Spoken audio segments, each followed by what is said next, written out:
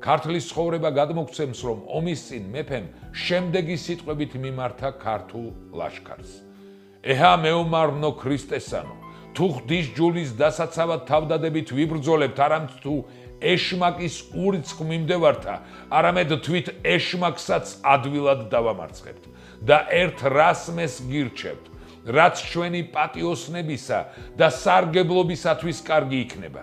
ჩვენ ყველამ ხელების ცისკენ აღბყრობით, ძლიერ ღმერთს აღთქმა მივცეთ, რომ მისი სიყვარულისათვის ამ ბრძოლის ველზე დავიხოცებით და არ გავიქცევით და რათა არ შეგვეძლოს გაქცევა, კიდეც რომ მოვინდომოთ, ამ ხეობის შესავალი, რომლითაც შემოვსულ ვართ, ხეთა ხშირი ხორგებით შევკარით და მტერს, როცა მოგვიახლოვდება ჩვენზე იერიშის მოსატანად, მტკიცე გულით დაუნდობლად შევუტიოთ.